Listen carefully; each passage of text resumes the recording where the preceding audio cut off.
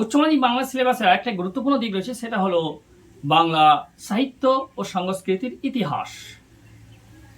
এই টপিকটা একটা গুরুত্বপূর্ণ, কিন্তু একটা সমস্যাটা কি না, সিলেবাসটা খুবই ভাস্ট, অথচ নম্বর বা স্কোরটা খুব কম, মাত্র 5 নম্বর নির্ধারণ করা হয়েছে।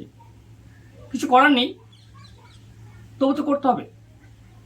তাই সামনে পরীক্ষার কথা চিন্তা করে সম্ভাব্য এই অধ্যায়ে কিছু প্রশ্নপত্র এবং উত্তর সহ আমি আপলোড করার চেষ্টা করছি।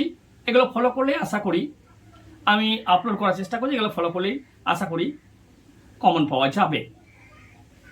বাংলা গানের সিলেবাসে ধরতে গেলে বাংলার আদি পর্বের চর্যাপদ, মধ্যযুগে শ্রীকৃষ্ণ কীর্তন, মঙ্গল কাব্য, এমনি কীর্তন, শাক্ত সঙ্গীত, সেই সঙ্গে আছে সারি গান, ঝুমুর, ভাটিয়ালা ইত্যাদি ইত্যাদি বিষয়গুলো আছে।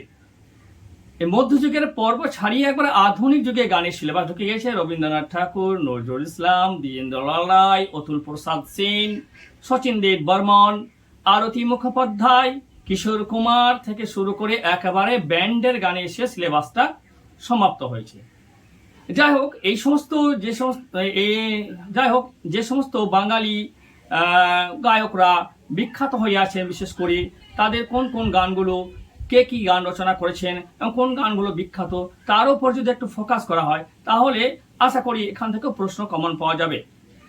দ্বিতীয় অধ্যায়ে আছে বিজ্ঞান চর্চা, সেটারও কিছু একটা বিষয় আছে যেখান থেকে কিছুটা বেছে নেওয়া যায় এবং সংক্ষিপ্ত আকারে প্রশ্নপত্র দিয়ে বা উত্তর দিয়ে সেখানেও কিন্তু পরীক্ষায় বসা যায়। তৃতীয় অধ্যায় আছে বাংলা ক্রীড়া সংস্কৃতি। ক্রীড়া মানে হচ্ছে খেলাধুলার পরিব্যাপ্তি অনেক কিছু আছে, অনেক কিছু। যাই হোক, তার মধ্যে কিছুটা শর্টকাট করে নিয়ে কিছু প্রশ্ন এবং উত্তর আপলোড করে দিয়ে এবং সেগুলো যদি একটু ফলো করা হয় আশা করা যায় কমন পাওয়া যাবে। তোমরা সঙ্গে থাকো, আমি করে যাচ্ছি পরপর, তোমরা ফলো করে যাও।